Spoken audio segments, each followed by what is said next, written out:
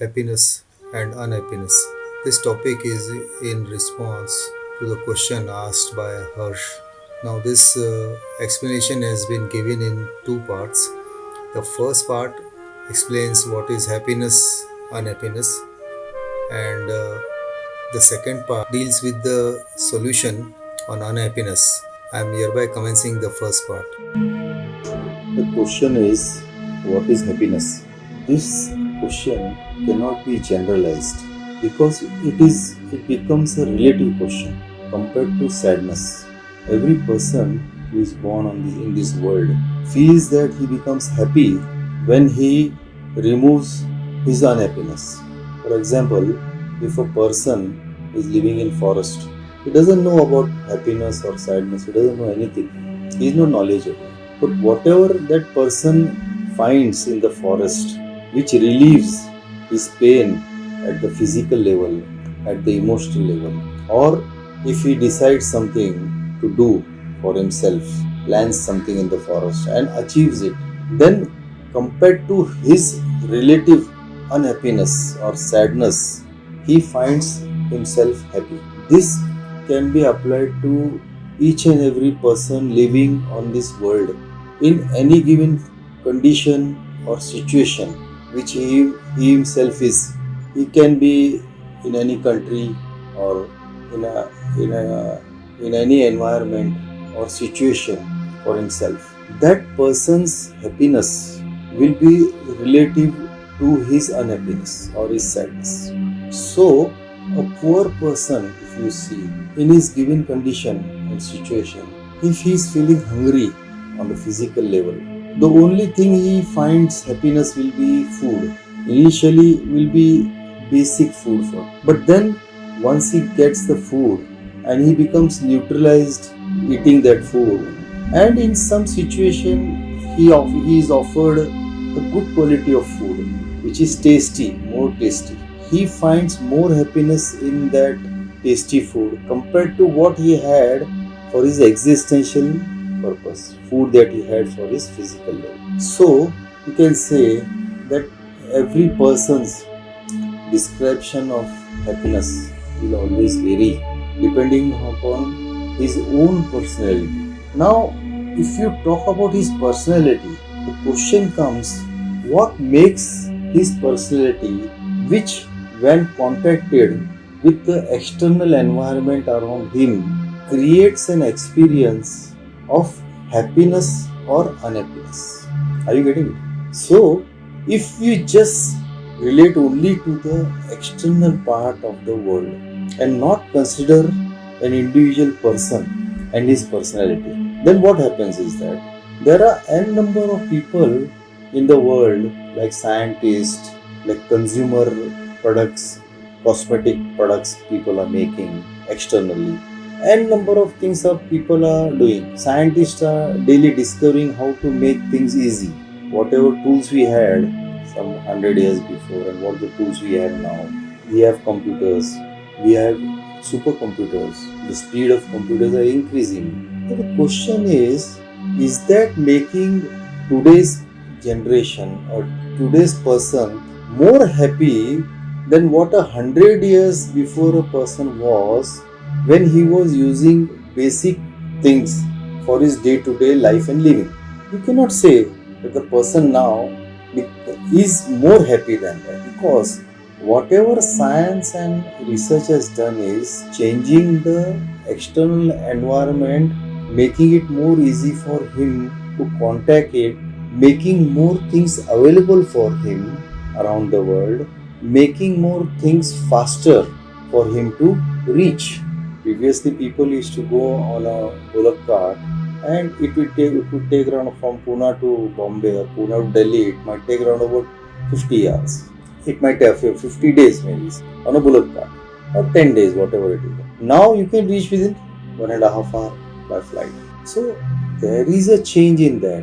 The person who is going in the flight from Pune to Bombay now, and the person who was traveling on a bullock cart to Delhi, can you say that this person is more happy than the person who was going in the bullock cart? You cannot say that. The reason is that the person who is going into the flight from Pune to Bombay is not looking after his personality and who he is on his physical, emotional, and the intellectual level, and the infinitesimal level which is with him, which we may call consciousness. He doesn't have the knowledge of that. He is just getting happiness compared to his unhappiness what he had when he was traveling in a car to Delhi. Compared to that, he will say that flight I am going within 1.5 hours. So I am happy. For that particular instance, he might feel it.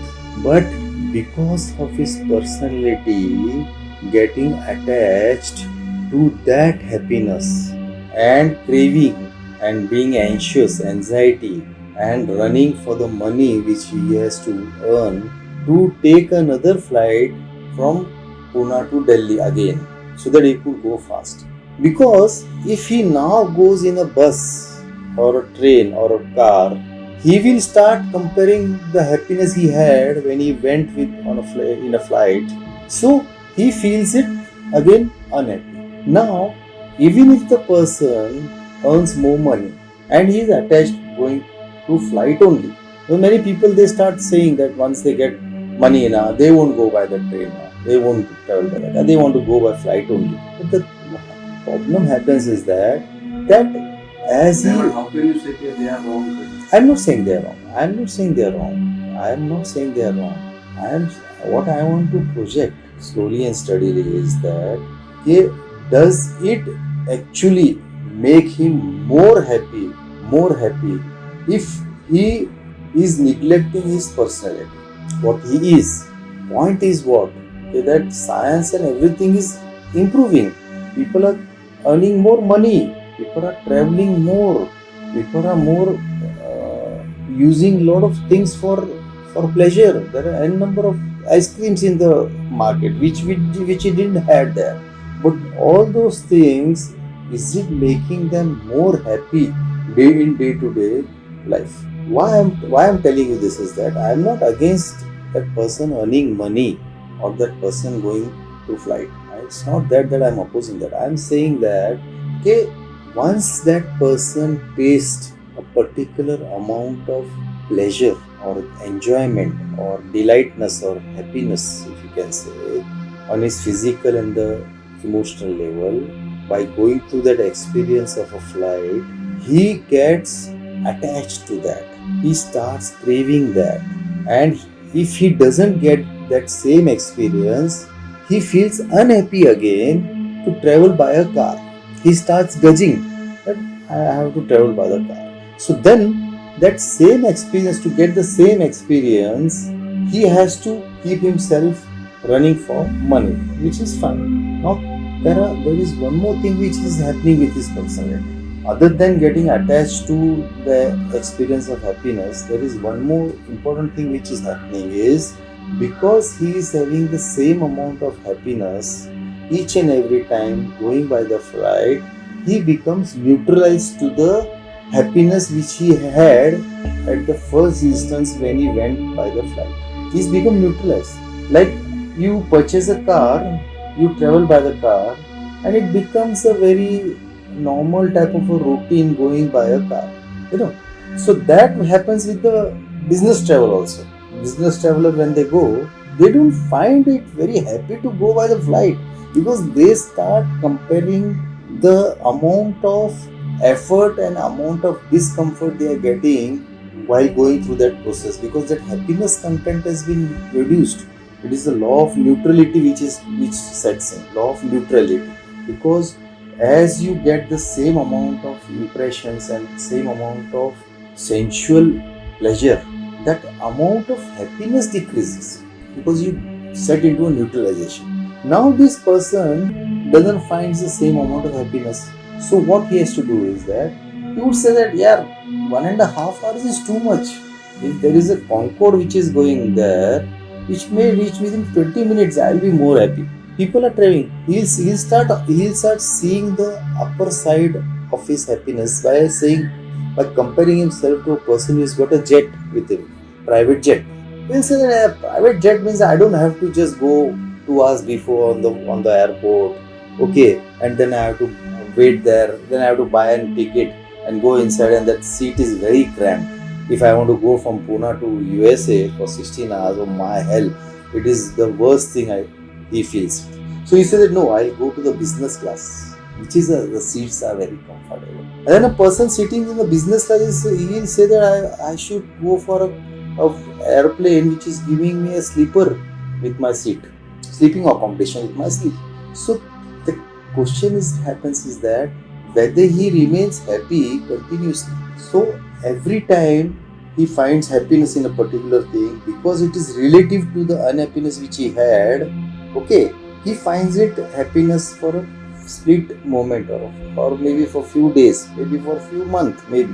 But because of the neutralization which sets in him, and he doesn't know his personality, why is this happening with him, he doesn't find happiness continuously and completely.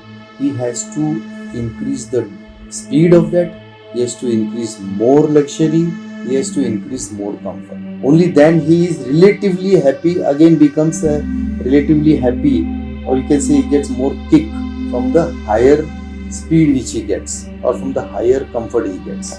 That is also relative.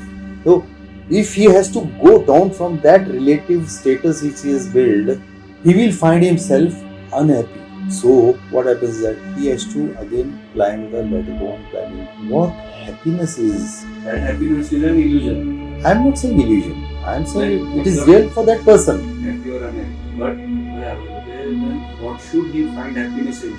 That's what I'm telling. That's what I'm coming to the point. That's what I'm coming to the point. See, it all depends upon his personality, the amount of knowledge he has about himself. That is the crux, that is the key. Why I'm saying you this is that I'm not saying that only the knowledge of the world, knowledge, there is a difference in knowledge about the world and things around, and knowledge about himself, the core self of what he is made up of, are different types of knowledge, two different knowledge. The knowledge about the world and the being around, which science is also doing, and we also do in the schools. We do in schools, study in the college, everybody takes a different academy and you will answer. But that is a finite knowledge. That is related to, everything is related to finity only. Everything, whatever he is learning, is related to finite. Now, if he thinks himself as a finite person and goes for finite experiences in life, relative experiences in life, relative happiness in his life, he is bound to find unhappiness again and again and again and again. The percentage and the occurrence of happiness and unhappiness changes with the age also. His physical personality is changing, the environment is changing, everything is subject to change.